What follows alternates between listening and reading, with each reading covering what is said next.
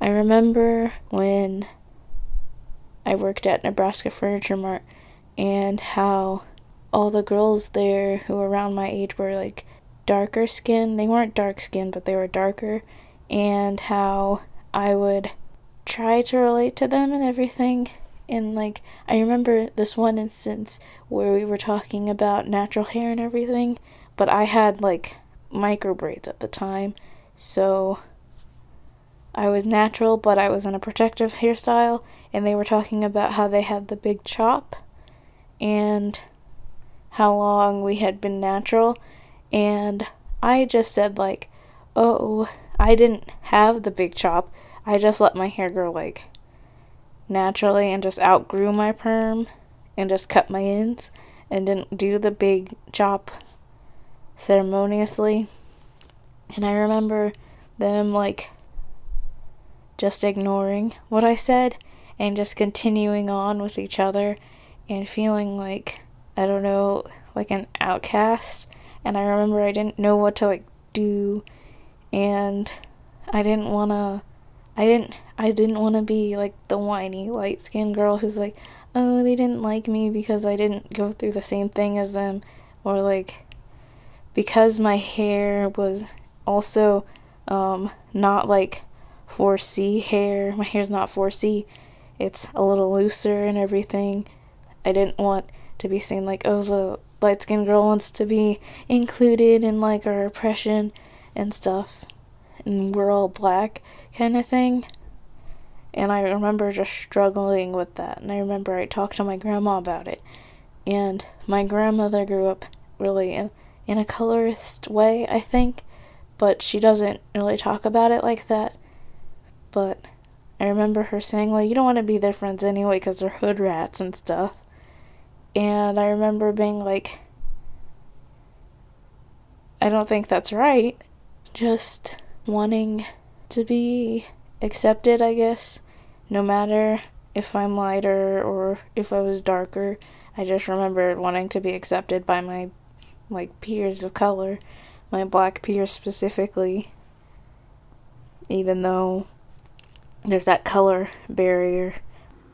The most impactful like memory I have dealing with colorism was back, I think I was like 12 or something. And I used to have like really patchy skin. I kind of still do. But like it was a lot worse when I was younger because I like never drank water and all I did was just chug soda. I have no idea where my mom really got the idea from. She said that her friend was using the same products. Like one day, she kind of just, I don't know, like she just came home and she was like, here, I want you to use this from now on, like when you wash your face. And I was like, what is this? It was like this little, like white container or whatever with like a screw top. And it kind of looked like, it's like the same container that they put Vixen or whatever. So I was like, what's this? And she was like, oh, it's something that'll even out your skin tone. I was like, okay. And so when I went to wash my face that night, I was using it and it burned so bad. Like, I mean, it was tearing me up. I was crying and stuff in the bathroom. And so, like, I rinsed my face immediately and I went to my mom and I'm like, what is this? Not that I didn't, like, read what it said, or maybe I didn't read what it said. I just believed her because, you know, this is my mom. And I was like, what is this? Like, that hurts so bad.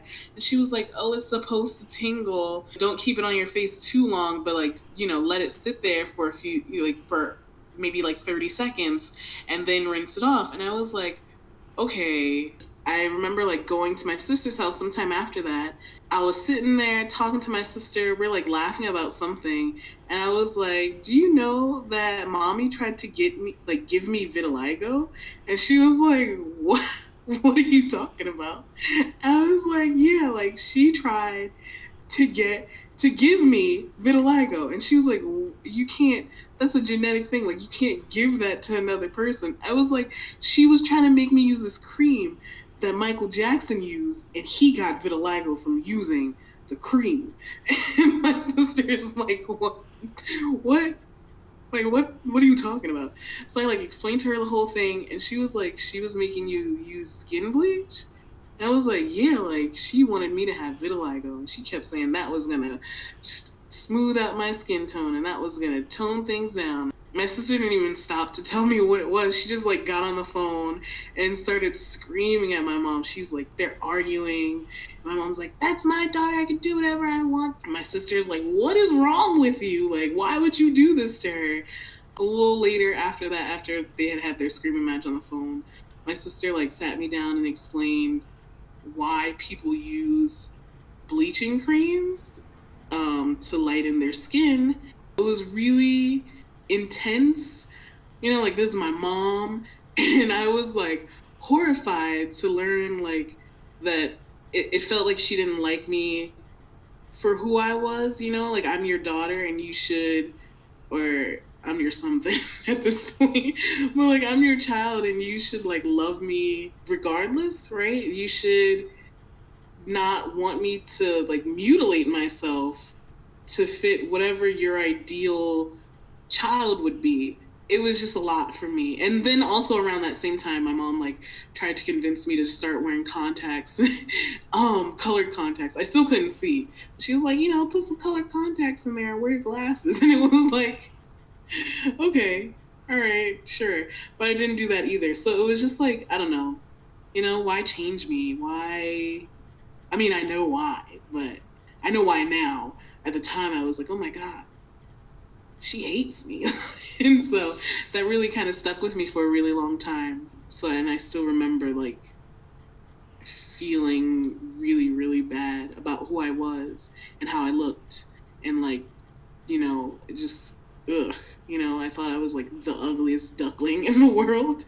But I was never going to like get to where the ugly duckling gets, like be talented or get pretty or something like that. So, it was like really harmful for my sense of self. I came from a family where one parent had a light skinned family and one parent had a dark skinned family. So in my mother's family, I was considered light skinned, and in my father's family, I was considered dark skinned. And people treated you better or worse depending upon their perception of your color. My sister is a lot darker than me, and people would always make comments about her color and say things like she's very pretty for a dark girl, but I was just pretty. People would make comments about if we were sisters or not because there was such a disparagement of color, of the difference in our skin. And my sister, for a very long time, felt like she wasn't pretty or pretty as me because of her color, because she's dark skinned.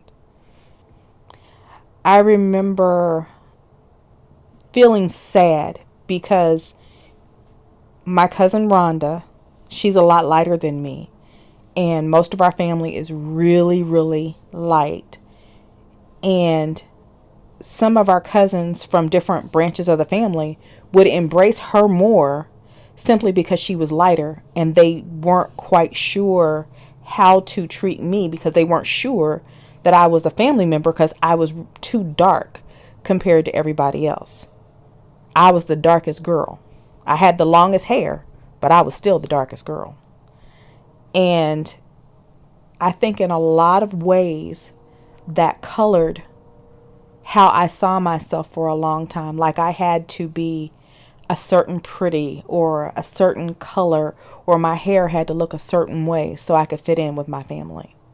All those small little things that people did to look at your skin color or your hair pattern to make you feel better or worse, to validate you based simply on the color of your skin. And that wasn't white people. That wasn't Native American people. It wasn't people from other countries. It was black people judging black people about black skin. People don't know just how deeply it has affected a lot of older people, and it trickles down even now to children today. And you'll find a lot of people who still have tinges of colorism, they'll try to intermarry. They'll try to marry somebody or have children with somebody of a different race simply because it is more advantageous to them for their child to be of mixed race. You wouldn't think that's still going on today, but there are so many people who say, I want to have a baby by a white guy or a Mexican guy or a Asian guy because they feel like their child is going to be lighter. They feel like their child is going to have better hair. They feel like their child is going to have a better life. So I think that colorism in so many ways is not dead. It still needs to be a conversation. It still needs to be discussed. We have a long way to go.